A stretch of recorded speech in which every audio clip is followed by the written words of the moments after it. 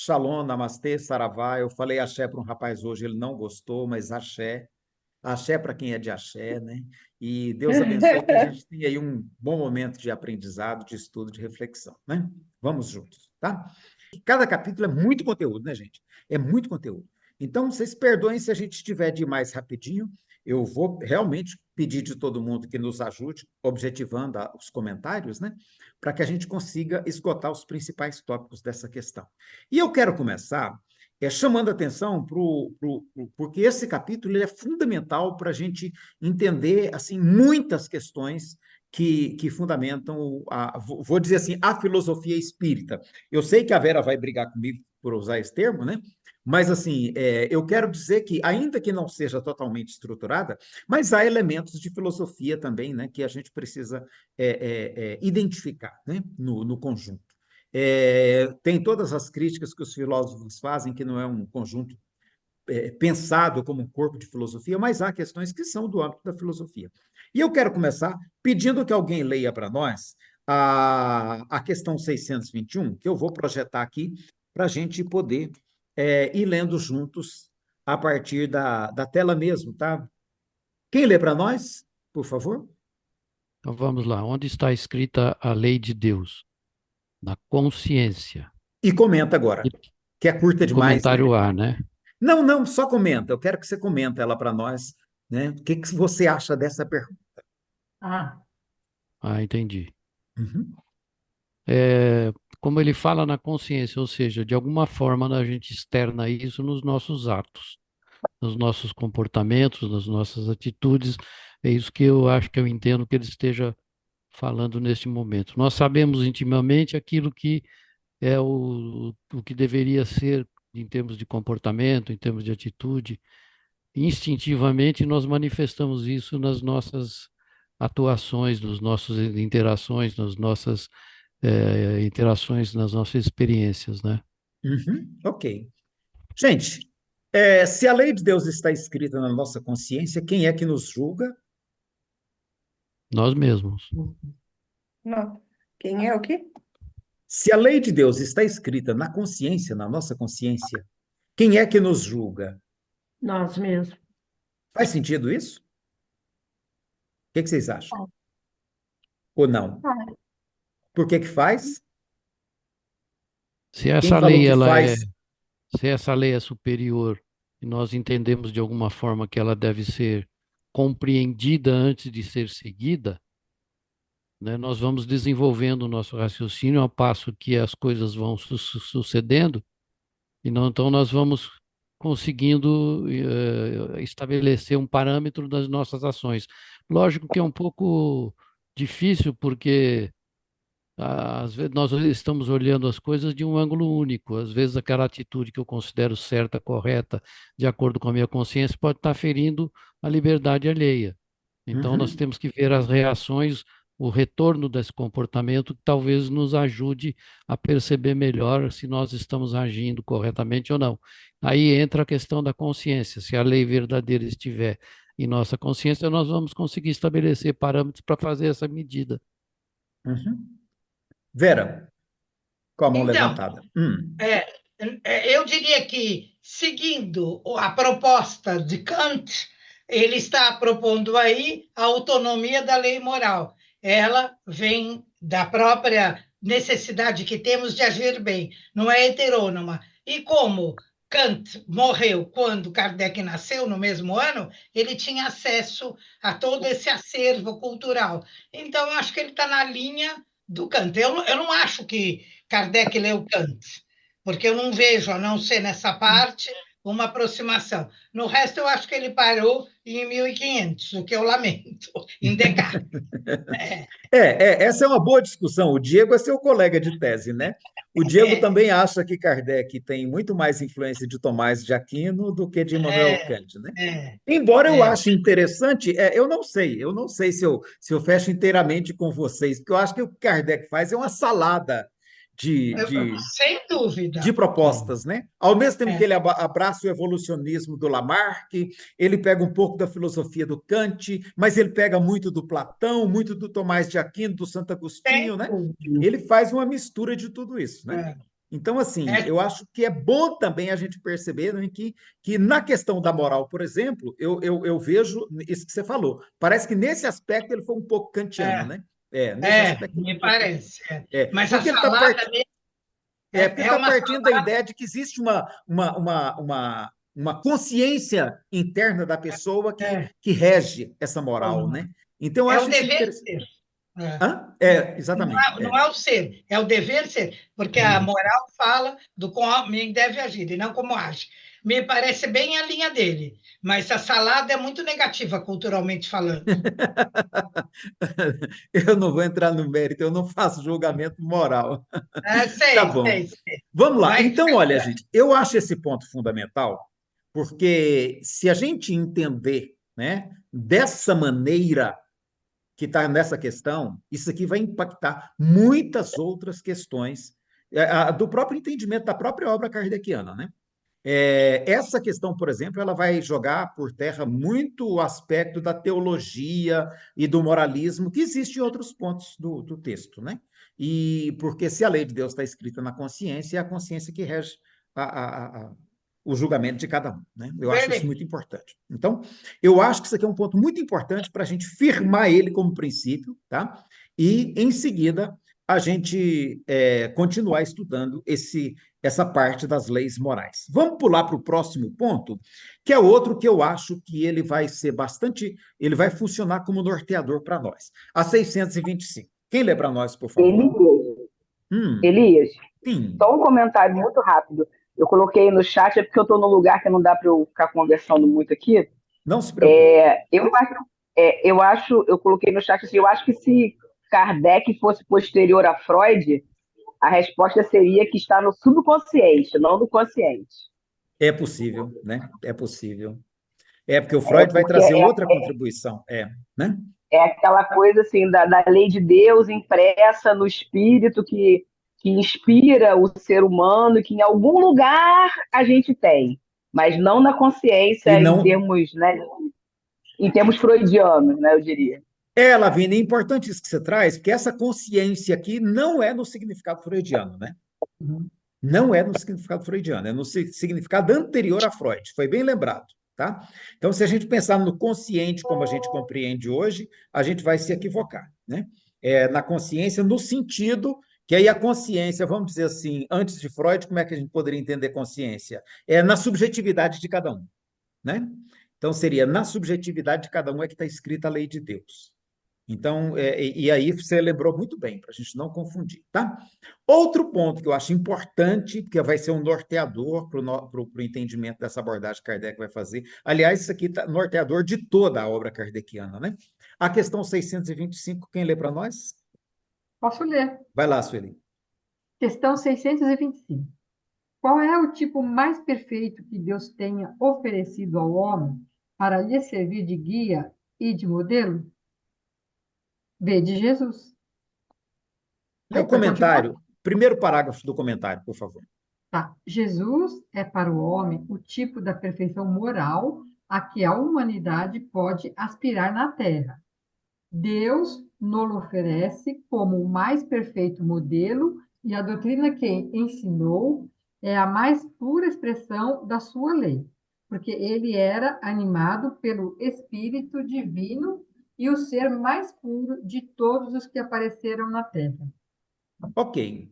E eu quero, então, colocar isso, como é que a gente entende isso aqui como sendo também um elemento fundante do pensamento espírita. Quero abrir para vocês. Mas por que você disse que isso é fundante? Isso é É, uma das hipóteses que ele coloca. sim, Não vejo.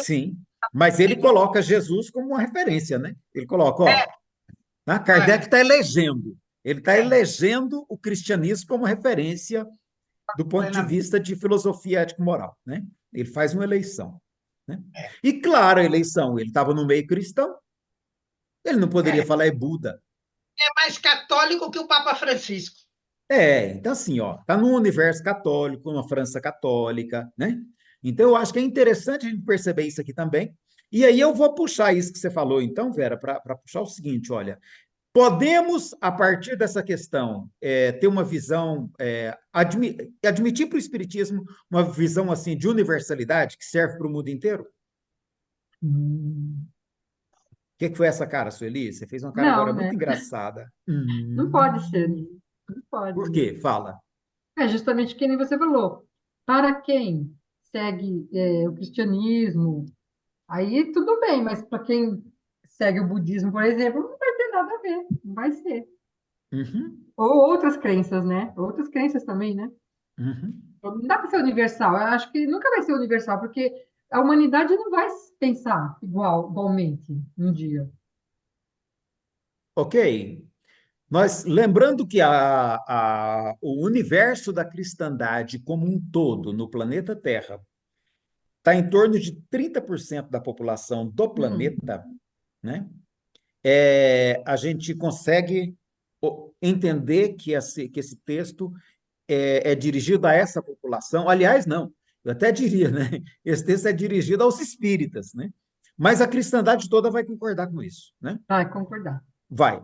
Quem não vai concordar com isso é Henrique, quem não faz parte da cristandade, É. né? Ah, quem quando você falou? fez a pergunta se o. Lavínia, quando Assim, você fez a Lavínia. pergunta se o espiritismo poderia ser é, universal, Hum, me vem na cabeça aquela questão, que eu não vou saber qual é o número, quando Kardec fala que vai poder ter católicos, espíritas, é, budistas espíritas, hindus espíritas, que o uhum, espiritismo não seria propriamente uma religião. Então, assim, eu vejo esse Jesus aí, essa resposta, como um exemplo. hum. Quem pode ser, dentre os espectadores, dentre as pessoas que os espectadores, que os receptores daquela mensagem receberiam, Jesus poderia ser um exemplo que as pessoas conhecem e que seria razoável para elas terem como exemplo. Agora, não seria o único exemplo. Então, Perfeito. nesse sentido, eu acho que o Espiritismo pode sim ser uma doutrina universal, desde que ele saiba se adaptar a determinadas outras filosofias e doutrinas, respeitando cada uma delas. Na questão da comunicação dos espíritos, da reencarnação, né, nos outros elementos fundantes da doutrina. Gostei, Lavínia. Gostei, interessante. Eu acho que é por aí, tá? Você expressou melhor do que eu, né? Nadir, por favor, depois Alfonso. Alfonso, boa noite, viu? Boa noite. Então, Elias, eu vou com a Lavínia aí, mas assim, eu acho sim que Jesus, que Kardec pensou para os cristãos, né, para aquele público, né, europeu, né? Apesar dele citar budismo e tudo, eu acho que sim, que pode chegar a um dia, porque assim, independente da crença de outras denominações, de outros países que não é cristão, eles são espíritos encarnados, queira ou não, né? Então, se acreditar numa vida após a morte, né, ou a continuação do espírito, que o espírito não morre, sim, eu acho que pode ser sim universal, mas não naquela época, né, de Kardec, assim, que ele imaginou, é porque é uma filosofia, né?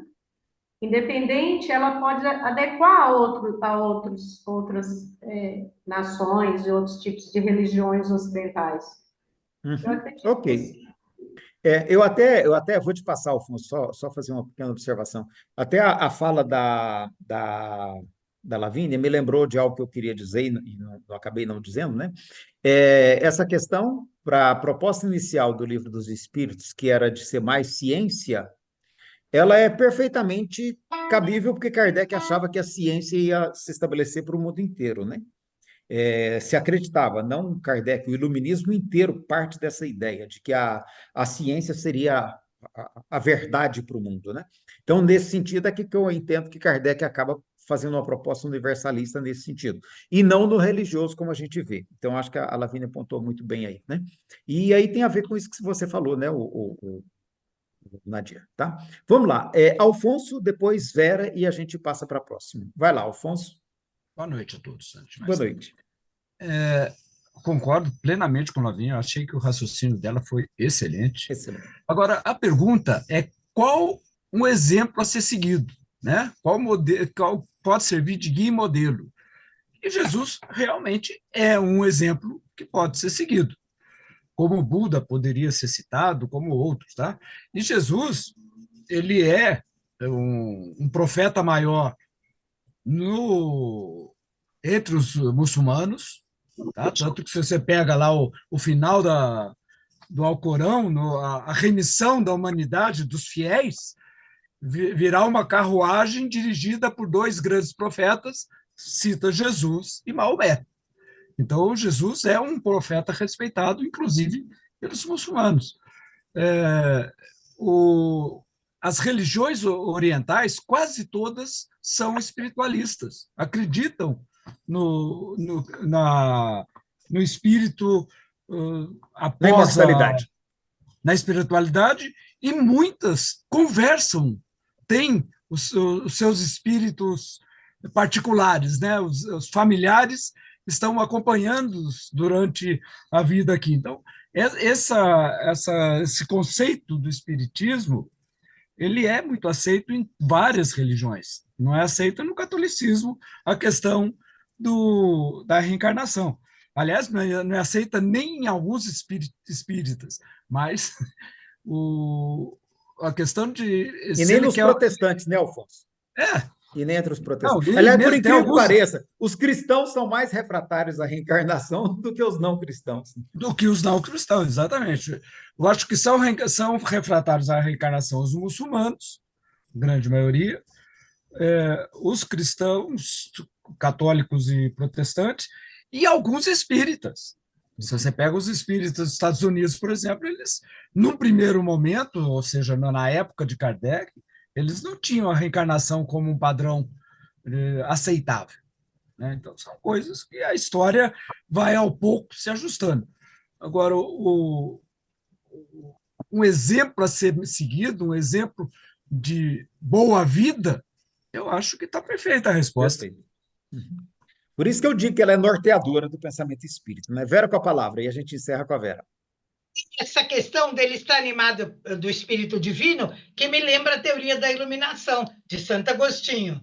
Portanto, conflita com a questão de que a lei está na nossa consciência. Aqui ele me parece ter um deslize para o cristianismo, quando fala ele estava animado pelo Espírito Divino. É mais teológica essa linguagem, né, Vera? Você tem razão, né? É uma linguagem teológica, inclusive, né? Agostinho na cabeça. Agostinho, perfeito. Eu quero que alguém leia para mim a 642 e apenas ela, por favor. Posso ler. Vai lá, pode ler. Vai lá, Sueli. Questão 642. Basta não fazer o mal para ser agradável a Deus e assegurar sua posição futura? Resposta: não. É preciso fazer o bem no limite de suas forças, pois cada um responderá por todo o mal que tiver sido feito em consequência do bem que não tiver sido praticado. Ok? Esse também podemos considerar como um dos princípios fundantes da ideia da ética espírita, né? Sim. Ok? Alguém quer comentar para nós? Eu anotei assim, olha, que é o problema da indiferença moral, tá? Para o espiritismo, não fazer o mal é pouco. A indiferença já é em si mesma um mal. Eu acho isso muito importante, sabe? Eu acho perfeita essa questão. Não é? Muito importante, tá? Então, não fazer o mal não basta. É necessário, né, que você seja útil na medida das suas possibilidades. E aí eu tenho uma pergunta.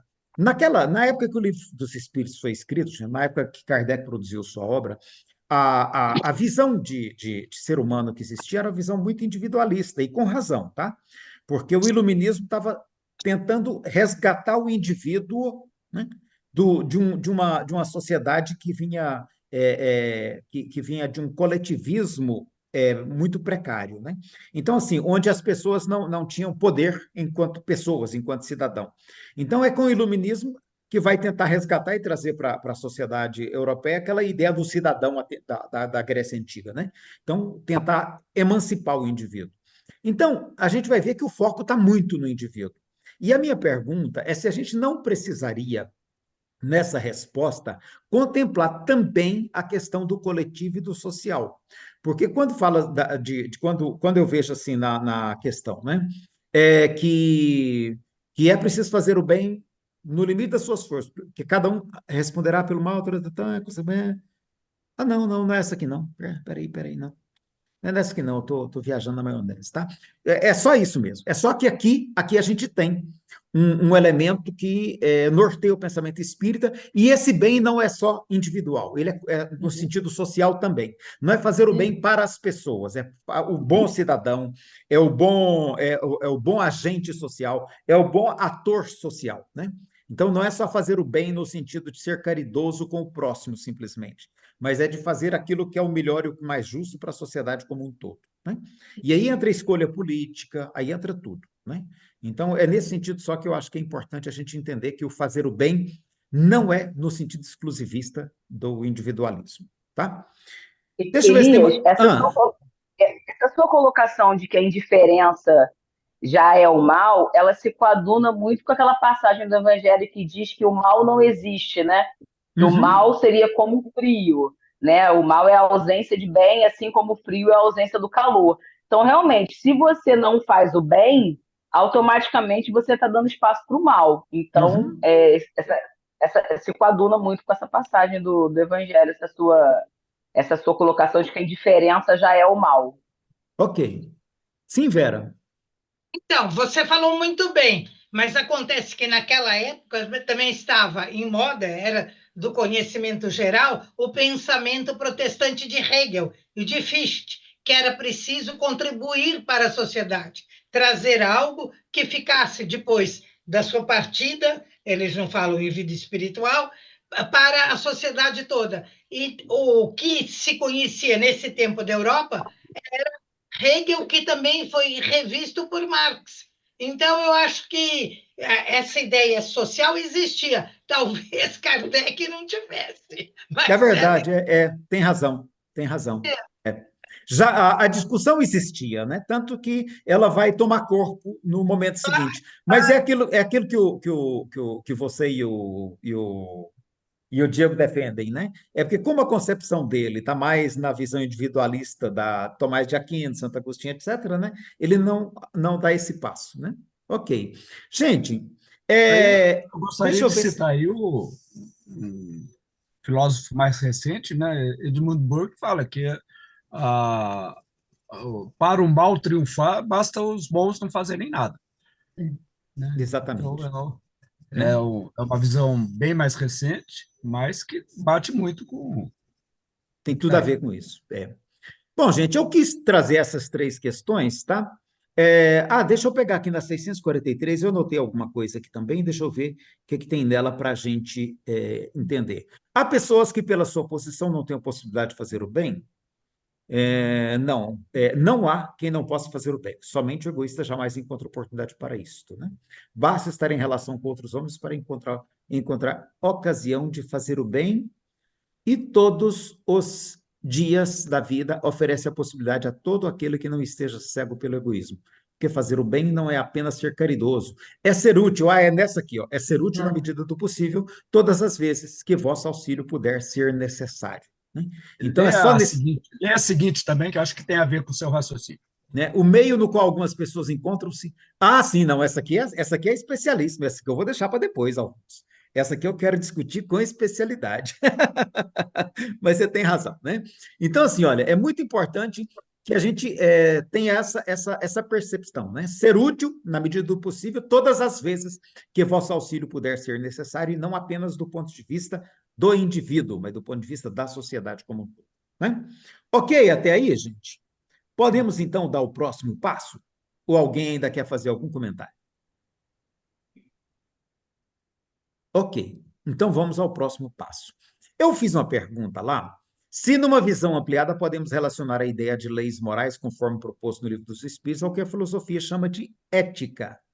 tá? Eu sei que a Márcia Anunciato fez alguns comentários, e eu gostaria até de passar primeiro para a Márcia e para a Arlene, que fizeram alguns comentários e mandaram no meu WhatsApp. Márcia e Arlene, cadê vocês?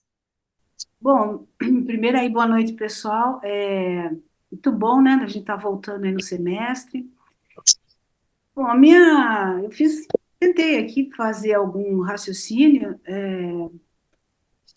mas a minha ideia é que não dá para fazer essa abrangência em cima da proposta do Elias. Na minha visão, essa lei, as leis morais como está posta por Kardec, ela contempla mais do que a nossa ética, essa ética eurocêntrica aí, né, que a gente conhece. Ela vai além, ela vai a múltiplas dimensões, ela vai a múltipla existência até todos os mundos. Então, na minha visão, a pergunta do Elias, a resposta é não. Ok, Arlene? Quando você fala de moral, você está falando de moral social, né? Moral social, que seria os Tá. costumes, né? Os Tá. costumes de cada sociedade, etc.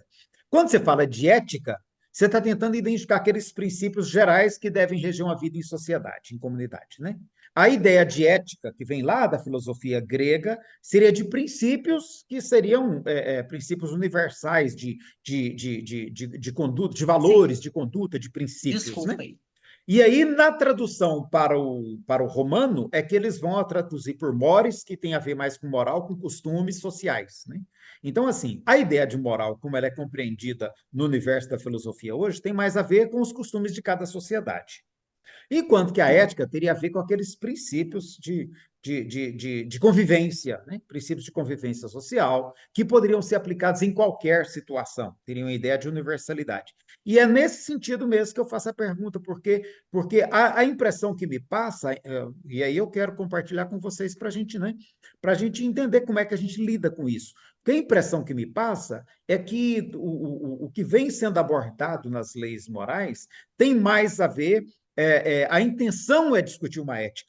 A intenção é discutir o que em filosofia é chamado de ética, né? Muito embora esteja sendo chamado de leis morais. Então, é nesse sentido que às vezes até a Vera pode nos ajudar melhor a entender isso aí, Vera. De repente, né, a Vera Desculpa a bagunça. uma leitura até melhor do que eu em filosofia, Vera. Então, quem sabe você pode nos ajudar a entender e situar isso. Caminho muito correto, porque a ética abrange todas as esferas da convivência humana em ordem universal. O direito, abrange tudo como princípios. Já a moral, não. Vai ver o costume daquele grupo. Então, a ética são princípios gerais que une a subjetividade do indivíduo com a objetividade da lei, da norma. Então, ela é muito mais ampla e ela conjuga esses dois elementos. Já a moral, não. A moral já é uma prática circunscrita a uma região. Já é uma cultura. Uma cultura. Essa relação entre a subjetividade e a objetividade do que se está determinando é o ponto-chave da ética. E eu coloquei isso aqui, gente, porque eu acho que a gente, quando estiver facilitando grupos de estudo, fazendo comentários do Livro dos Espíritos, eu acho que nessas diversas situações é muito importante que a gente tenha que a gente faça essa distinção, porque isso é inevitável quando a gente está conversando com pessoas que têm um nível de informação mais bem estruturado, pessoas que já fizeram universidade e que muitas vezes já tiveram acesso a esse tipo de diálogo, fazer essa distinção. E a gente que está à frente de um grupo de estudo espírita, se a gente não for capaz de fazer essa distinção, a gente pode, de repente, passar uma impressão até negativa da própria ideia espírita, né? Porque é uma distinção que Kardec não fez. E aí, de novo, eu vou dar razão para você, né, Vera? Eu não sei por que ele não fez, né? Porque na época dele existia ferramenta para isso, né? Isso aí é antigo. Então, como essa distinção não está feita no texto kardeciano, pelo menos a gente precisa ter um entendimento de que ela existe, essa distinção, e ver que quando ele fala de leis morais, tem muito mais a ver com princípios éticos, né? Que ele está buscando estabelecer princípios éticos, do que propriamente no sentido de costume, simplesmente, né? Alguém tem alguma ponderação, comentário nesse aqui? 2. Não há uma contradição entre as questões 614. Eu errei a questão, tá, gente? Peço perdão. E aí a anunciado falou assim: não estou vendo essa contradição. E com razão, Márcia, porque eu informei a questão errada. Perdão, gente. É a 615, tá? E a 617, 618. Vamos ler as três para a gente ver se, se, se isso que eu estou vendo como contradição aqui se aplica, ou como é que a gente lida com isso? Vamos lá. Questão 615. A lei de Deus é eterna. Ela é eterna e imutável, como o próprio Deus. Ok? Pronto. Primeiro ponto é esse. E o que eu estou em dúvida é se não há uma contradição, e se houver, a gente tem que saber situá-la aqui também, entre as 617 e 618. 617, vai lá, Sueli. Qual é a abrangência das leis divinas? Concernem a outra coisa que não apenas a conduta moral? Resposta: todas as leis da natureza são leis divinas, visto que Deus é o autor de todas as coisas. O sábio estuda as leis da matéria. O homem de bem estuda as da alma e as pratica. E vamos pular para 618. 618. As leis divinas são as mesmas para todos os mundos? Resposta: a razão diz que elas devem ser apropriadas à natureza de cada mundo e proporcionais ao grau de adiantamento dos seres que os habitam. Pergunta: vale proporcionais apropriadas à natureza de cada sociedade e proporcionais ao grau de adiantamento dos seres que a compõem? Se é assim, como ela pode ser imutável e eterna como o próprio Deus? É só essa a minha dúvida. Ele está citando mundos, não sociedades. Isto, tá. Porque imaginava-se na época, né, que as leis físicas não seriam as mesmas em mundos diferentes, né? Ainda hoje a gente não tem muita certeza se são as mesmas leis, Se a gravidade as mesmas funciona leis igual que em vale todo aqui, lugar, né, vale Alfonso? num outro planeta de um outro sistema solar. Isso ainda, apesar da gente admitir como sendo universais, mas a gente não tem certeza disso.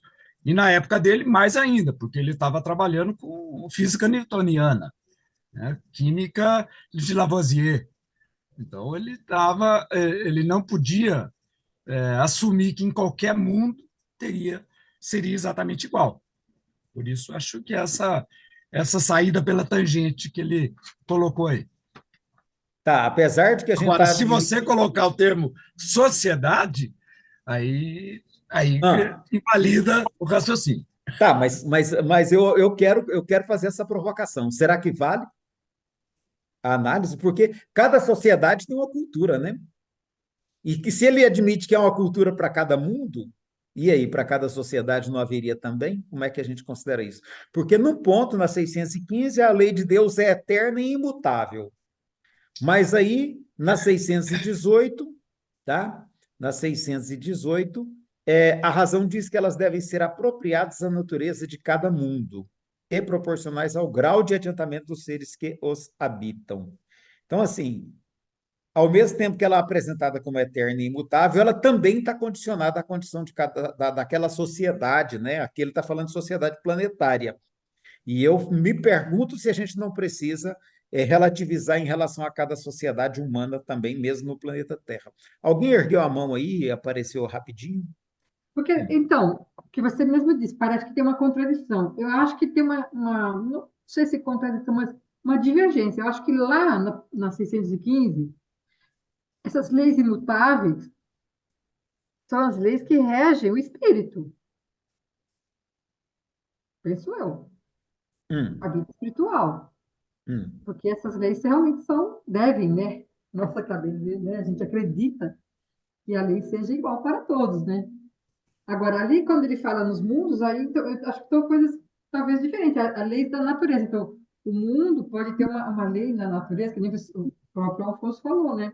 A gente não sabe se nos outros mundos tem a gravidade, né, tem as mesmas leis físicas. Eu não Essa sei. Aliás, Achei essas que a gente pode afirmar, né, o Sueli? A gente sabe que nos outros mundos a gravidade deve ser do mesmo jeito que na Terra. A é, eletricidade, o eletromagnetismo, né? Isso parece que isso é no universo inteiro. Porque quando você pega, quando você capta uma imagem de uma galáxia situada aí a 100 mil anos-luz, ou sei lá quanto, né? O que você está pegando são ondas eletromagnéticas que estão vindo de lá e que o seu telescópio decodifica e vê que é uma galáxia a essa distância, né? Então, quer dizer, nós temos as leis físicas, as leis da matéria, como ele diz aqui, é bem mais fácil a gente imaginar que elas sejam as mesmas do que as leis morais, né? mas Vera, assim, por com a exemplo, palavra. a matéria é diferente, né? São diferentes as matérias no mundo, segundo a gente aprende, né? A É, própria matéria nos mundos são diferentes, né? Então, não, pior é que não são. A princípio, não são. A princípio, não são. A princípio, você tem como mapear num planeta, por exemplo, se ele tem mais ferro, se ele tem água. A matéria, até onde a gente conhece, ela parece ser a mesma em todo o universo, né? hum, Parece ser a mesma em todo o universo, ainda que em proporções diferentes, ainda que combinada de maneira diferente, mas até onde a gente conhece, a matéria parece ser a mesma.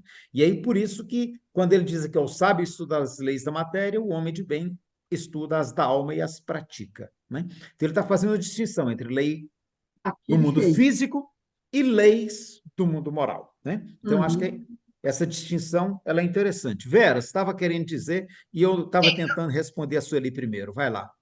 Ouvi. É uma pergunta, porque a lei de Deus eterna é uma abrangência imensa, porque a consciência não pode estar sob lei, ela tem que estar sob uma autonomia. Então, eu não entendo o que quer dizer essa lei, eu não entendo qual é a abrangência. Então, eu estou perguntando, eu não estou falando. O que ele quer dizer com a lei de Deus? Qual é a abrangência dessa lei de Deus nesse texto? Boa pergunta, né?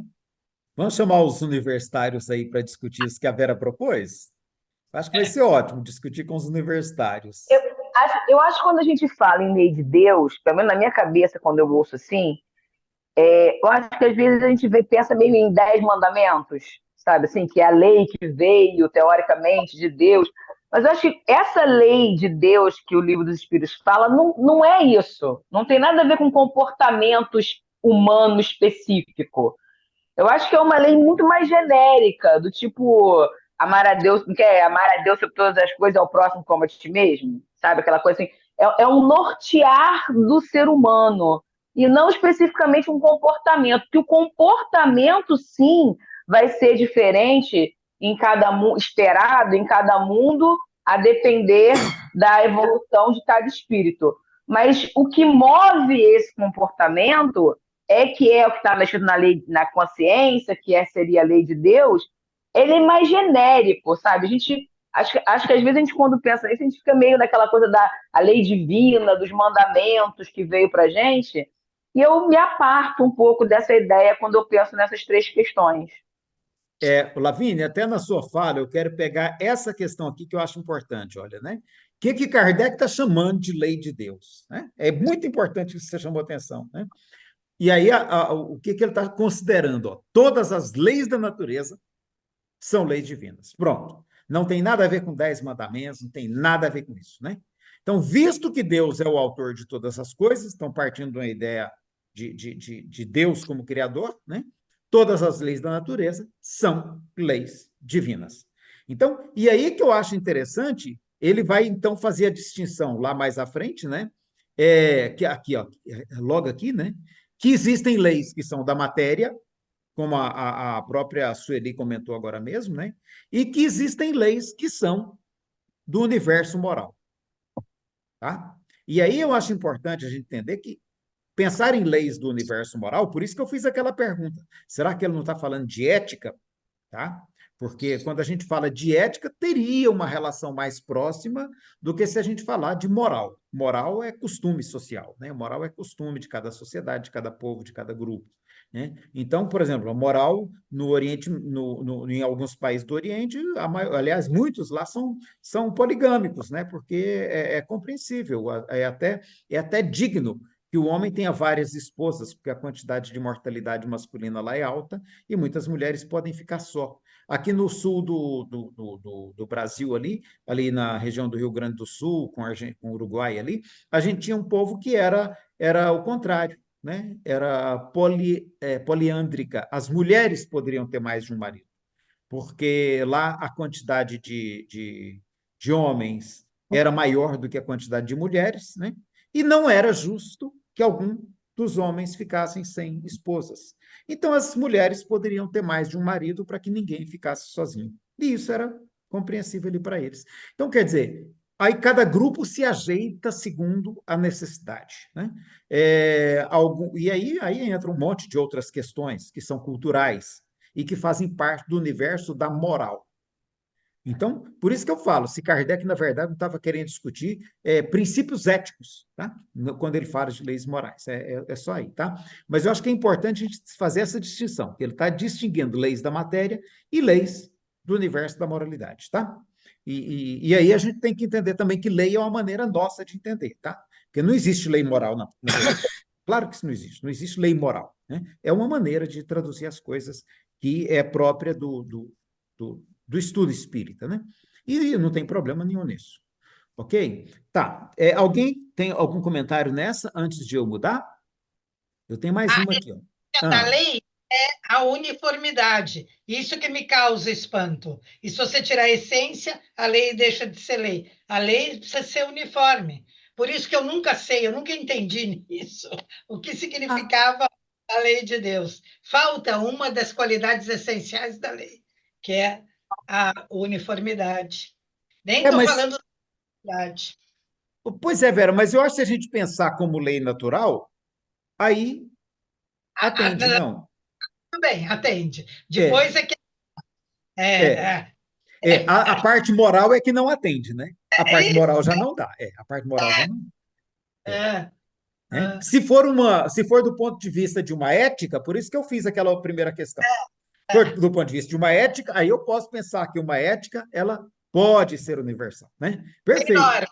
Perfeito, a ética tem normas. Exatamente, né? A questão 644, outra pessoa agora, tem que mudar, pelo amor de Nossa Senhora de Lourdes. Eu leio, tá Vai bom? lá, vai lá. O meio no qual algumas pessoas encontram-se colocadas não será para elas a origem de muitos vícios e crimes? Sim, mas ainda assim, ainda aí, uma prova escolhida pelo espírito no estado de liberdade.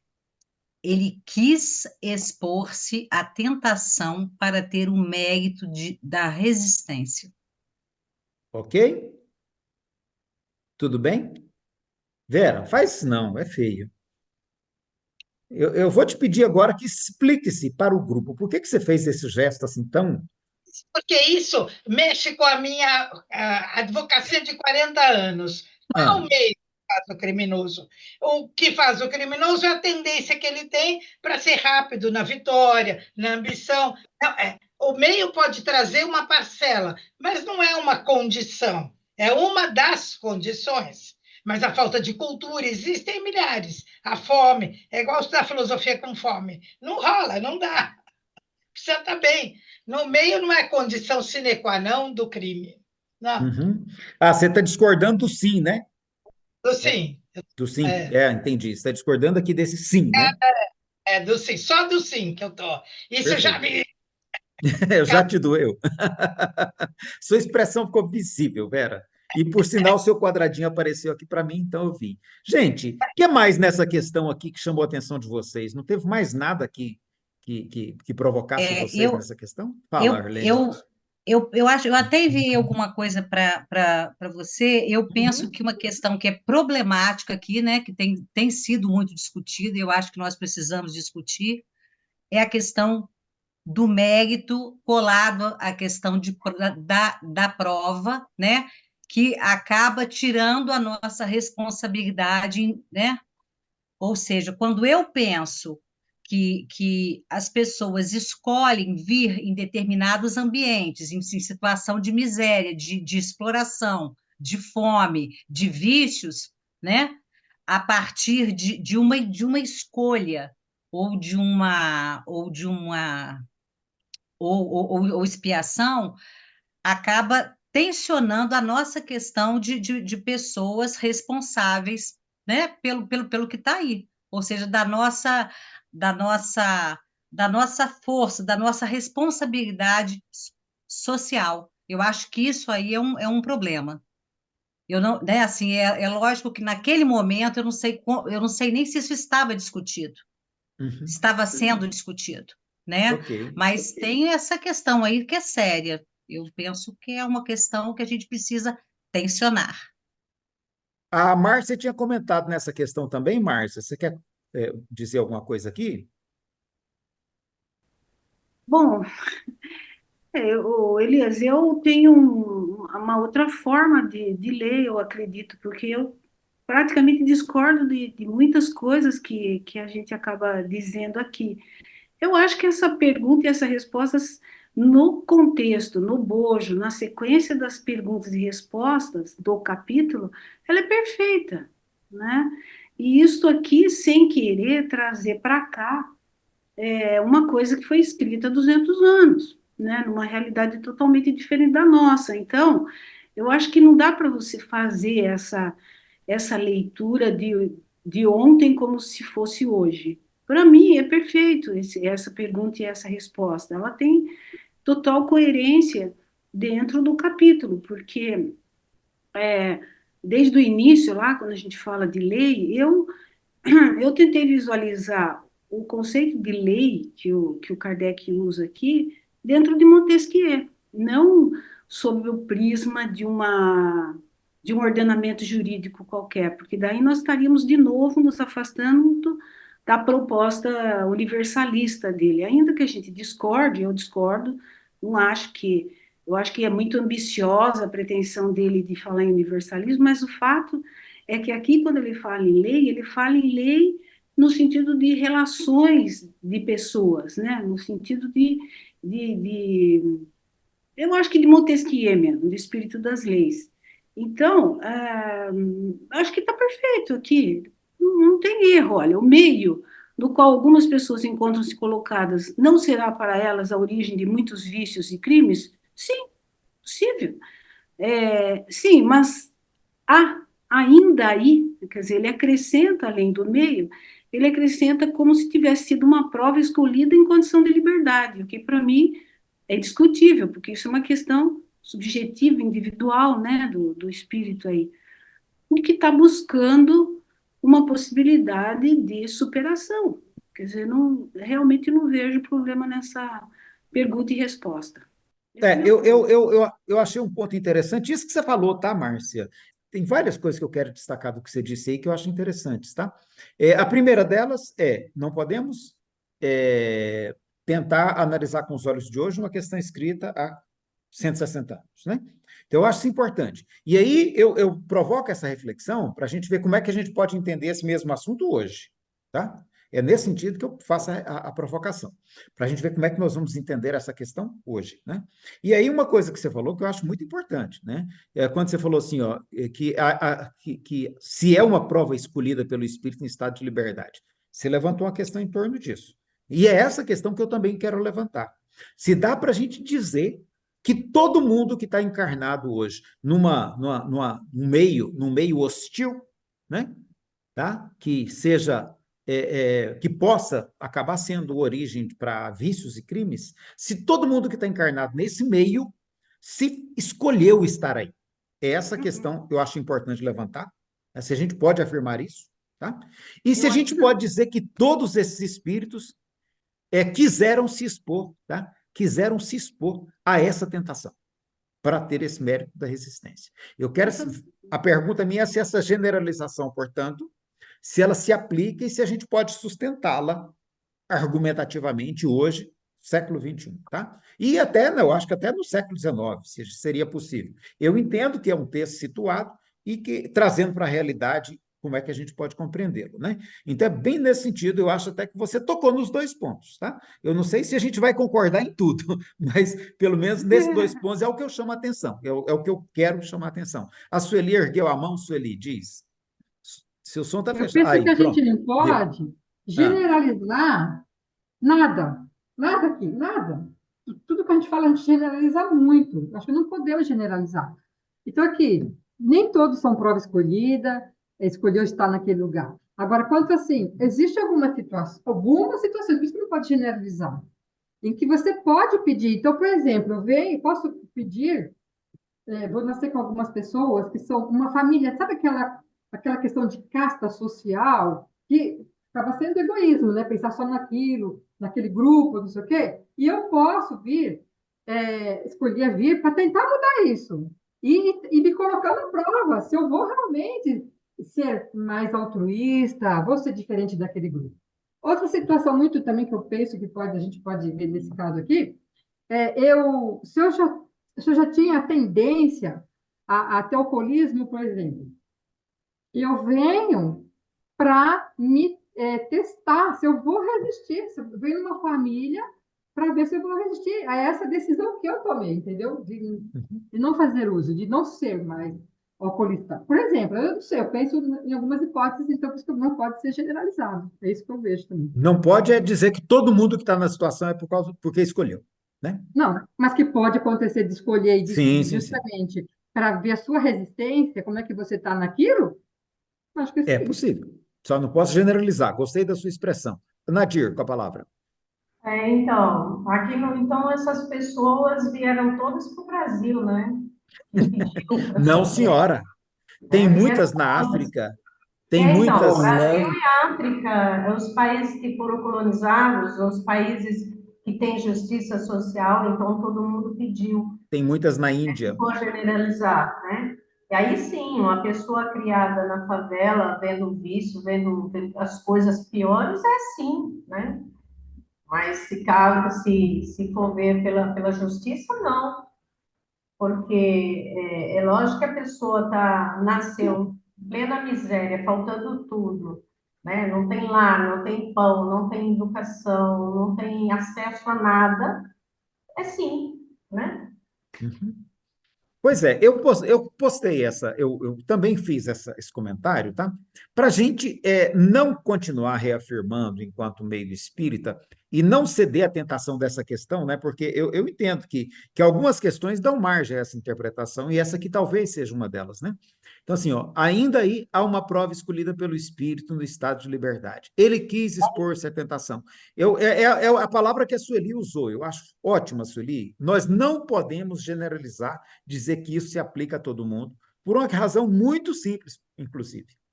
Porque estudos da área de economia hoje demonstram que existe uma estratificação social a partir de poder aquisitivo, e que essa estratificação social que acontece a partir de poder aquisitivo, ela estabelece condições de vida extremamente diferenciadas para uma parcela muito grande da sociedade.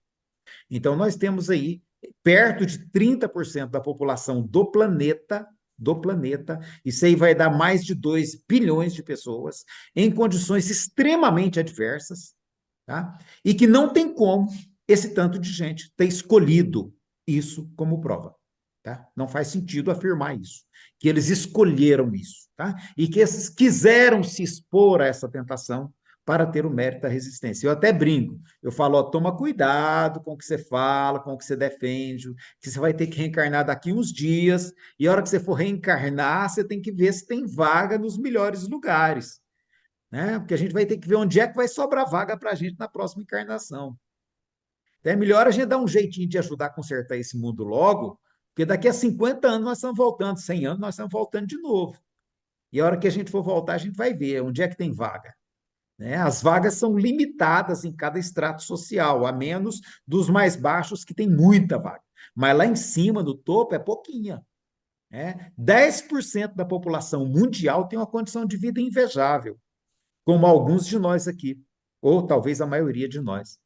Né? 10%. Então, assim, olha, os outros 90% vão voltar do jeito que der. É do jeito que der, nas condições, às vezes, as mais desafiadoras possíveis. E nem vai ter muita margem de escolha, né? Então, eu acho que é importante a gente entender isso aí, porque eu acho que esse é um dos limites dessa questão, que ela não levanta essa questão social. Ele não considera isso. O espírito que respondeu, ele fez uma situação generalizando hipoteticamente, né? E aí entra o que você falou, Sueli. Generalizar é perigoso. Márcia, com a palavra, antes da gente passar para a próxima. Aliás, eu estou perfeitamente de acordo que não se deve generalizar. Aliás, eu acho que não tem que generalizar nada, assim como disse a Naider. Por isso que, mas a minha questão é, também a gente não deve tentar inventar uma interpretação para uma coisa que foi escrita há 160 anos. Eu sou 100% favorável à teoria social do professor Signatis. Eu acho que é lá que a gente tem que trabalhar o campo de trabalho, de mudança social a partir dos fundamentos do Espiritismo, não está em retraduzir ou reinterpretar Kardec. Na minha opinião, está em você ampliar isso daqui, pegar os fundamentos e trabalhar uma teoria social, né, do jeito que ele coloca. Então, eu deixaria a coisa como está aqui. Aqui está escrito isso, dá para entender perfeitamente o que está escrito aqui, e é isso, Kardec disse isso. Agora, a partir de uma teoria extraída dessa compreensão, eu acho que dá para fazer muita coisa. Eu não sou favorável a tentar traduzir o que Kardec disse como se fosse hoje. É nesse ponto que eu sou contrária, mas não estou falando em generalizar, não. Não, Márcia, então eu fecho inteiramente com você. É isso mesmo, tá? Eu também não acho que ninguém vai mexer no texto, nem reescrever nada, nem, né? Agora, assim, ó, a minha única questão é, caso você venha discutir isso aqui numa casa espírita, nunca deixe de considerar a realidade de hoje, né? Porque Eu acho que isso daí é importantíssimo. Eu acho que é esse nesse tipo sentido. esse tipo de ensinamento para quem fala em casa espírita é importante. A gente que tem um espírito crítico, a gente olha e fala assim, não, a gente sabe que ele está fazendo uma leitura pura e simples do texto. Eu acho que está correto fazer uma leitura pura e simples, o que não é, ela não é aplicável hoje, né? Isso, Ela é não nesse é sentido. aplicável como está escrita. Mas Exatamente. mas aí já também foge, né? Foge a possibilidade de você. Porque tem gente que lê isto, fala isto numa casa espírita e E pensa dessa defende que é assim forma. que acontece. Isso Se aí ele está lá. aí não vai Ó, ter Márcia, jeito, né? ó, Márcia, eu já ouvi demais a pessoa falar assim: olha, se ele reencarnou lá, é porque ele escolheu reencarnar lá, tá? Então, Né? Ele quis passar por isso, e a pessoa usa essa questão aqui para ilustrar. Eu falo, olha, gente, isso, dependendo da maneira como a pessoa insiste com isso, é até violento com quem está numa situação de exposição, né? eu acho que a gente vai passar aí É uma esse outra cuidado. pergunta que você propôs. Eu assim, ampliando, levando adiante já aqui, eu acho que enquanto a gente não aprender a se comunicar com os espíritos, a gente não vai conseguir trazer informações mais concretas, sabe? A gente fica divagando, divagando, divagando. É importantíssimo falar numa casa espírita, mas eu acho que o mais importante é a gente retomar a atividade da comunicação com os espíritos. Eu acho que é por aí que a gente vai conseguir realmente sair desse momento, né, que a gente se encontra, que é sempre todo mundo falando sempre a mesma coisa e a gente não vê Superar nada isso, de né, Márcia? novidade, né? É o momento, Mas é isso aí, obrigada. Ok. Agora, o próximo tópico que eu marquei para conversar com vocês, e esse aqui, gente, eu acho que nem precisava, não. Acho que não precisava, não. Mas só para a gente, porque ele está no capítulo aqui, e é nesse mesmo espírito, tá, Márcia? É nesse mesmo espírito. Não é de rever Kardec, de reescrever Kardec, não. Mas assim, ó, de a gente saber como lidar com esses textos que estão aí colocados, né? E a gente não fazer aquela. Eu vou comentar com vocês um caso aqui que eu acho interessante. Uma pessoa fez um comentário num vídeo que eu postei esses dias, que eu até eu respondi para ele, né? Eu falei: olha, eu sou profundamente solidário ao seu sentimento, né? Ele falou: olha, eu sou negro Eu frequento uma casa espírita, comecei a participar dos estudos e estava me sentindo muito constrangido, porque eu via certos elementos no texto e que não faziam o menor sentido, e eu tentava colocar em discussão, e as pessoas do centro espírita tentavam reafirmar para mim que era desse jeito mesmo, né? Então, ele estava falando que ele estava, inclusive, pensando em se afastar do centro espírita, que ele estava se sentindo constrangido de estar participando daquele estudo, né? Aí eu fui, deu maior apoio para ele no comentário, fui, né, dei força para ele lá, para dizer, olha, meu amigo, o seu papel é questionar mesmo e eu levantar essa discussão. Então, é por isso que eu, às vezes, levanto essas questões, tá, gente? Não é querer aqui questionar Kardec, que Kardec era isso. Não, longe de mim isso aí. O Kardec estava lá no século XIX, eu acho que ele fez o melhor para a condição dele, né? Mas, assim, a minha questão é hoje, é a gente lidar com isso hoje. É a gente estar estudando o Livro dos Espíritos hoje na Casa Espírita, é a gente fazer uma leitura do Evangelho hoje no Centro Espírita e saber contextualizar essas coisas para que ninguém depois vá falar para uma pessoa negra, né? Não, mas é isso mesmo, né? Tá? Porque seria extremamente violento com aquela pessoa e muita gente, por isso que nossa Casa Espírita está cheia de branco e os pretos foram todos para a Umbanda e para o Candomblé. Tá? Porque eles não conseguiram espaço para discutir espiritismo com a gente. Então, vamos lá. O que significa dizer, no embrutecimento da selvageria e de todos os povos saídos da barbárie, ou ainda alterados pela ignorância e a superstição? Como compreender a questão e inclusive os comentários de Kardec do ponto de vista das atuais discussões antropológicas, tá? Então, eu quero ler com vocês antes de a gente a questão 637. Quem lê para nós 637, por favor? Outra pessoa que não leu nada até agora. Pensei mesmo, mas você não vai mandar eu comentar, não, né? 637. Não. O selvagem que cede o seu instinto, nutrindo-se de carne humana, é culpado? Eu disse Sim. que o mal depende da vontade. Pois bem, o homem é tanto mais culpado quanto melhor sabe o que faz. Então, Pode ler o comentário também. Tá. As circunstâncias dão ao bem e ao mal uma gravidade relativa. O homem comete frequentemente faltas que, mesmo sendo consequência da posição em que a sociedade o colocou, não são menos repreensíveis por isso, porém a responsabilidade é proporcional aos meios de que dispõe para compreender o bem e o mal. É assim que o homem esclarecido que comete uma simples injustiça é mais culpado aos olhos de Deus do que o selvagem ignorante que se entrega aos seus instintos. Eita. Pronto? Alguém quer comentar antes de eu falar? Eu acho fantástico esse comentário que Kardec faz aqui, olha, né? Tá? Então, assim, essa questão é maravilhosa. Maravilhosa. As circunstâncias dão ao bem e ao mal uma gravidade relativa. O homem comete frequentemente faltas que, mesmo sendo consequência da posição que a sociedade colocou, não são menos repreensíveis. Por isso, porém, a responsabilidade é proporcional aos meios de que cada um dispõe para compreender o bem e o mal. Né? Então, eu acho que é interessante. Né? O homem comete, uma pessoa esclarecida comete uma simples injustiça, é muito mais repreensível do que uma outra pessoa, né, que, por falta de esclarecimento, por falta de condição, às vezes não teve como nem compreender aquela circunstância e acaba fazendo a mesma coisa. Então, eu acho fantástica essa postura. O que eu chamo a atenção é somente porque a gente tem que ter cuidado, porque os argumentos utilizados é que são problemáticos. A ideia é maravilhosa, mas os argumentos são problemáticos. E são problemáticos em que sentido? Eu faço uma pergunta aqui. Gente, primeiro, selvagem, né? Selvagem, esse é um conceito discriminatório que era usado na época e que espero que ninguém use hoje no meio espírita. E esses dias uma pessoa disse para mim, mas existem selvagens sim. As pessoas que moram na selva são selvagens. Eu falei, não são.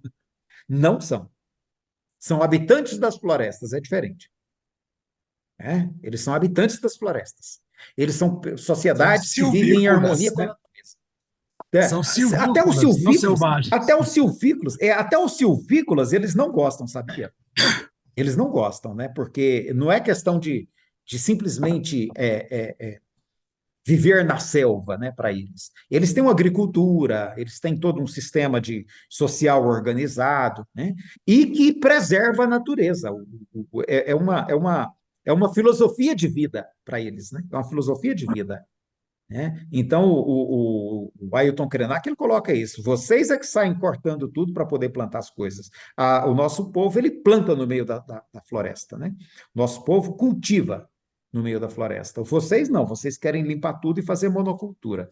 Então, assim, essa ideia de selvagem é uma ideia que era preconceituosa, tá? E esse cuidado é que a gente tem que ter, quanto aos termos e argumentos, né? E não com a ideia. E outra que eu pergunto para vocês agora e quero ouvir vocês. A pessoa que nutre-se de carne humana, ele age por instinto? O que vocês têm de informação a respeito? Não. Não. Explique-se, Vera. Então, nós sabemos, com os estudos feitos, que os selvagens comiam a pessoa para adquirir as virtudes dela. Era uma forma de se honrar o morto, o vencido, comendo a sua carne. Essa estrutura foi dada depois de se pensar nessa forma que era ignorância. Não era nem ignorância, nem tortura. Era aproveitar as qualidades do morto. Portanto, não tem cabimento. Fora. Era espiritual, inclusive. Era espiritual. Sim. Eu não tenho assim muita leitura sobre isso, não, mas eu penso que tem mais relação com a questão da própria cultura, com a questão das crenças, do imaginário, e nada tem a ver com selvagem nem com ignorante, né? Eu penso assim, eu vou até falar um pouquinho sobre isso. Quando eu falo aqui, só para esclarecer muito rápido, quando eu falo aqui é preciso tensionar e é preciso problematizar, eu sempre trago para mim que é para o século XXI, tá? Só estou querendo esclarecer, porque hoje em dia nós vemos pessoas que reproduzem exatamente o que está aqui nos centros, nas palestras. Eu escuto isso ao vivo e a cores. Então, toda vez que eu falar, eu penso, problematizar e tensionar, não é o que o Kardec quis dizer, é óbvio que nem tudo que ele quis dizer estava correto, né? Como um autor, né? A gente pode problematizar, sim, algumas falas dele, como qualquer autor de qualquer obra, né? Mas, assim, aqui especificamente é sobre isso que eu falo, tá, gente? É sobre a gente pensar, é como você mesmo falou, como é que isso está sendo trabalhado hoje? Porque reproduzem e alimentam, e isso é grave, né? Isso não é só sério, é muito grave. Aí, eu só vou falar porque eu sei que ela me ama tanto quanto eu a amo, né? A Vera acabou de falar, o selvagem. A gente é tão acostumado que a gente, sem perceber, usa essas expressões, gente. Nós estamos imersos nesse modo e nessa linguagem. Então, a gente fala isso o tempo todo, tá? Então, assim, é disso que eu estou falando, né? De a gente começar a perceber esses detalhes para, nas casas espíritas, a gente começar já a trabalhar isso, a substituir esses termos, né? A fazer esse exercício de substituição, né? Tá? A fazer a mudança dos significados, que é mais importante que dos termos ainda, tá? Para que a gente num dado momento, a gente incorra num ato aí com alguém, né? Que de repente, por exemplo, eu vou dizer para vocês, eu sou descendente de indígenas. Então, se falarem isso perto de mim, eu brigo. A minha bisavó era tapuia, né? Minha bisavó foi sequestrada, foi capturada, sequestrada, violentada, né? Meu pai é neto dessa mulher, né? A minha bisavó. Então, assim, e tem muitos de nós aqui no Brasil, tá? Somos descendentes desses povos, tá? Dos povos da floresta, né? Então, eu penso que a gente vai ter que fazer um exercício muito grande de entender que eles são espíritos tão dignos quanto nós, tão sábios quanto quaisquer um de nós, tá? Não estou dizendo que todos eles são tão sábios quanto eu, a Vera, o Arlênio, a Márcia ou o Alfonso, não. Eu estou dizendo que entre eles tem sábios, tem ignorantes, como tem no nosso meio. Tem um Ailton Krenak, que é sem dúvida um filósofo, tem um Davi Copenau, que sem dúvida é um filósofo, tem um Raoni, que é de uma sabedoria extraordinária, liderou seu povo, né? Então, assim, tem uma moçada lá que é extraordinária, esses meninos estão na internet fazendo programas belíssimos, tá? Tem gente de todo jeito, e tem gente estúpida também lá no meio, tá? Assim como tem aqui no nosso. Então, assim, não é o fato de serem tapuia, de serem é, é, Yanomami, de serem qualquer, né? De serem Krenak, de serem. Vamos pegar o pessoal lá do norte da América, os iroqueses, tá? Não é o fato disso que faz com que eles sejam mais ou menos do que ninguém, né? Do que nenhum outro povo. Pelo contrário, eu adoro quando o Krenak fala assim: quer brutalidade maior do que o seu povo tem? Quer brutalidade maior do que os brancos? Aí sim você vê violência e vê brutalidade. O nosso povo vive muito mais pacificamente, né? Então, acho que é isso que a gente tem que ter, essas métricas, sabe? Para a gente, quando estiver lendo esse texto aqui, a gente, inclusive, fazer as devidas ponderações para que pessoas que estejam ouvindo compreendam dentro da realidade de hoje, né?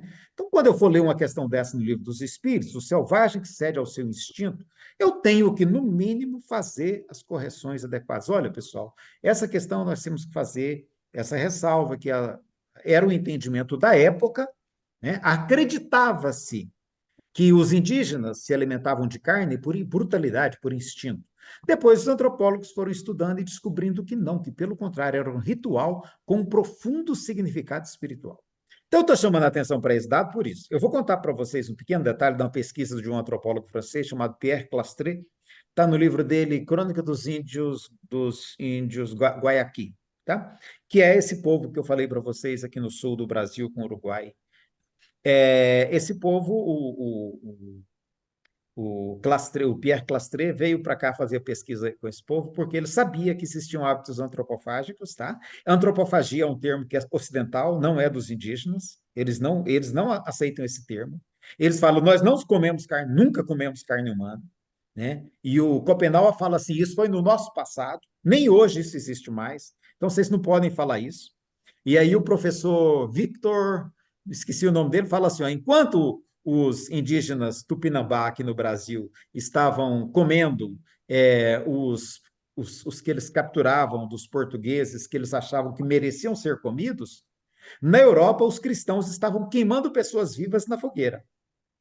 Ele fala assim, olha, então não façam essa comparação absurda, porque ela não faz sentido. Tá? Lá se queimava pessoas vivas na fogueira por questões puramente religiosas. Aqui era um ato de reverência, inclusive, porque não se comia qualquer pessoa. Tá? E aí, no caso da Crônica dos Índios Guayaqui, o Pierre Clastres, então, foi fazer a pesquisa com esse povo e chegou lá, ele não conseguia nada a respeito disso, ninguém falava nada, o assunto era um assunto morto, que ninguém comentava, e ele descobriu que, como o pessoal já estava aculturado, que ele não ia conseguir nada. E ele voltou muito frustrado para a França. Tá? E aí, ele, ao fechar o trabalho de doutorado dele, ficou faltando algumas observações que ele não havia atentado e que ele precisava fazer e que os orientadores dele cobraram. Aí ele falou, vou ter que voltar, né? E voltou. Falou, vou passar mais 60 dias lá para ver se eu completo essa observação. E quando ele chegou, tá? Quando ele chegou, esse povo estava mais ali no Uruguai, ele foi lá para a comunidade, e lá na comunidade ele sentiu que o clima estava diferente. E ele ficou cabreiro, falou, o que está acontecendo, né? Ele viu que estavam escondendo alguma coisa dele, tá? Aquele cuidado assim, né? E ele não entendeu nada. Ele falou, já sei, eu vou para o lado dos meninos, vou para a cachoeira, vou tomar banho com os meninos, que menino é que conta essas coisas, né? E ele, então, passou a ir para a cachoeira com os meninos, brincar com os meninos, e etc. E tal. E até que ele, um belo dia, ele percebeu que estava faltando uma criança. O filho do cacique não aparecia nunca. Ele falou, o que foi feito do fulano? Aí os meninos já tentaram desconversar, já, né, desconversaram e tentaram fugir do assunto, e ele percebeu que tinha alguma coisa. Aí ele foi com mais jeitinho, procurando saber, e os meninos acabaram contando para ele. O filho do cacique tinha morrido no período que ele tinha ido para a França. O filho do cacique tinha morrido, e a mãe do menino não aceitou em nenhuma hipótese que ele fosse sepultado para ser comido pelos vermes. Porque para eles isso é uma violência. Você sepultar alguém que você ama. Você pode sepultar esse povo que vem invadir a gente, esse povo que não vale nada, isso aí você põe dentro da terra para os bichos comer. Tá? Mas o meu filho não. Meu filho não vai ser sepultado. E ela exigiu que fizessem o ritual religioso deles, tá? Que significava tudo isso que a gente acha horroroso, tá? Não vou nem falar porque eu também acho, né? Mas fosse feito o ritual e que cada pessoa da tribo puder, né? Falando tribo, que é uma palavra que eles não gostam também, tá? Que cada pessoa da comunidade, tá? Pudesse ter a honra de ingerir um pedacinho daquele menino para que ele fizesse parte deles para sempre. Então, assim, olha, quando você vê que é esse o significado, então, olha, não dá para dizer assim, olha, o selvagem ignorante que se entrega aos seus instintos. Não, não é instinto.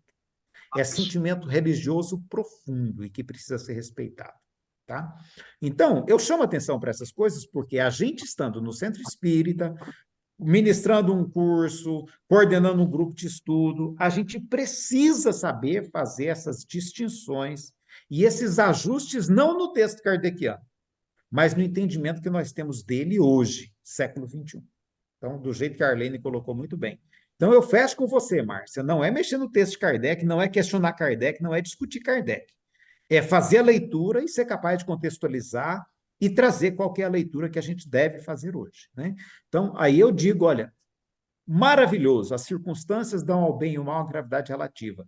O homem comete frequentemente faltas que, mesmo sendo consequência da posição em que a sociedade o colocou, não são menos repreensíveis. Tá? Perfeito, perfeito, perfeito. Eu apenas não vou usar esses termos, né? Vou ter cuidado de mostrar que isso aqui era uma compreensão equivocada do que acontece e que a gente precisa ser capaz de fazer a devida transposição para a realidade de hoje, tá? É só nesse sentido, ok? Perdão se eu falei demais, mas eu não estava vendo meio de outra maneira de fazer isso. Comentários? Sem comentários? A Vera estava aplaudindo, eu fico feliz. Você aplaudir, eu fico muito feliz. Você é a mais crítica desse grupo, Deus me livre dessa mulher. Então vamos para o. Fala, Alfonso. Werneck. Me veio uma coisa aqui que, de tudo que nós estamos aprendendo aqui, com o estudo, né, grande contribuição sua, eu não consigo entender as casas espíritas superar essa parte muito religiosa, porque entender que o livro de Kardec, ou seus livros, são como cânones, entendeu?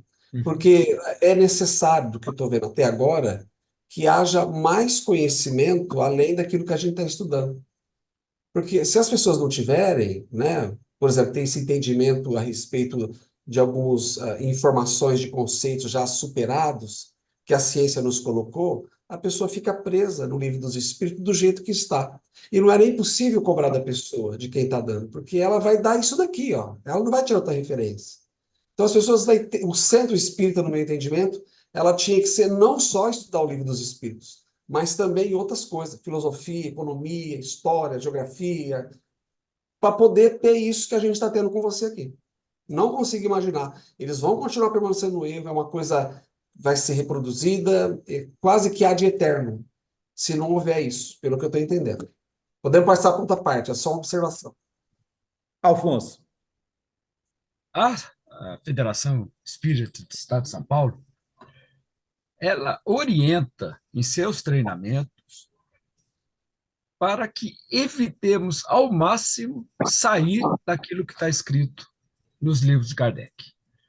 Certo? Sempre ser o mais fiel possível à literalidade do texto. Então, se na federação, que deveria estar avante, levando aos outros centros o que tem que ser melhorado, o que tem que ser ajustado, toma uma posição retrógrada dessa, é de se esperar que os centros espíritas sejam tão ou piores do que a federação. Infelizmente. Eu não vou conseguir me formar educador na federação, se eu continuar pensando assim. Para Goiás. Por isso que eu fui para Goiás. Pois é. Gente, eu quero encerrar, então, com um trecho do texto que eu acho maravilhoso, e para a gente pensar nisso aqui, tá? Que ele diz assim, olha, estamos encarregados, isso aqui é uma mensagem que Kardec transcreve aqui como resposta, tá? Estamos encarregados de preparar o reino do bem anunciado por Jesus. Por isso, é necessário evitar que cada qual possa interpretar a lei de Deus ao sabor de suas paixões e falsear o sentido de uma lei toda de amor e de caridade. Eu acho que é muito importante a gente entender que é essa a proposta que está sendo apresentada, né, nesse trabalho que Kardec está pretendendo. Com toda a discussão que possa fazer aqui, interpretar a lei de Deus, né? Mas a questão é, estamos encarregados de preparar o reino do bem anunciado por Jesus. Essa é a proposta que aquele movimento todo dos espíritos com Kardec está trazendo. Tá? Por isso é necessário que cada qual possa interpretar a lei de Deus ao sabor de suas paixões, cada um usar como quer, tá? Falseando o sentido de uma lei, e aí ele vai trazer o resumo, que é toda de amor e de caridade. Então, eu quis terminar com esse texto, porque, assim, olha, eu costumo dizer que na literatura kardeciana, a gente tem pérolas, a gente tem trechos maravilhosos para reflexão, né? A gente não pode pegar o conjunto inteiro, que nem o Alfonso falou aí, e ler e repetir exatamente como está escrito, sem questionar, porque senão a gente estaria desvirtuando Kardec. Kardec, ele adora ser desvirtuado hoje, tá? Ele adoraria chegar num centro espírita e ver as pessoas questionando e sendo capazes de trazer essas reflexões para que a reflexão do Espiritismo retrate toda essa ideia de amor e de caridade.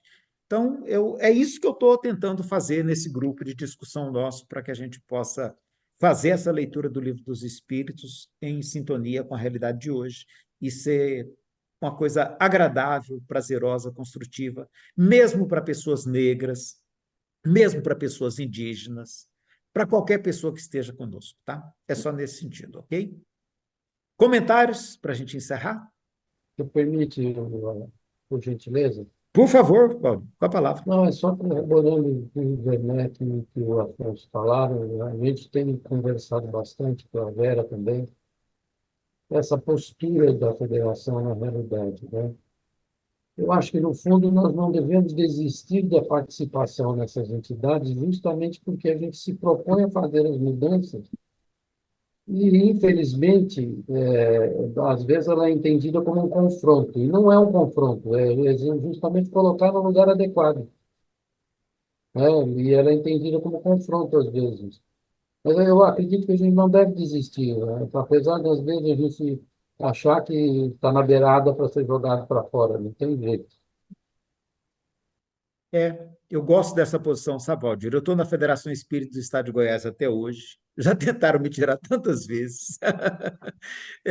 Eu continuo na Fraternidade Espírita, apesar de que eu sei que não é aquela coisa assim do jeito que eu gostaria, mas eu acho que se a gente sai desses espaços, a gente está abrindo mão de cooperar com as mudanças que são necessárias para a realidade de hoje, né? Então, eu vou dizer para vocês, assim, ó, cada um que continuar lá dentro, eu estou junto com vocês, parabenizo, e eu acho que a gente está junto na mesma causa, sabe? Lutando para poder mudar um imaginário que se construiu e que precisa ser reformulado, né? Se a gente conseguir um pouquinho, já é um avanço. Como você falou, a obra é tão rica para ser desperdiçada. Para ser, exatamente, exatamente. É uma obra, a contribuição de Kardec é muito brilhante para a gente deixar ela morrer por obsolescência, sabe? Não podemos fazer isso, né? Ok, gente. Boa semana para nós. Boa semana. Beijo para todo mundo, muita paz. Muito fiquem bom com ver Deus. Tchau, boa semana. Oi, Obrigada. Obrigada. Tchau, Valeu, gente. gente. Tchau, Semana tchau. que Bom vem tem trabalho mais, para se Deus todos. quiser. Tchau, Obrigado. tchau.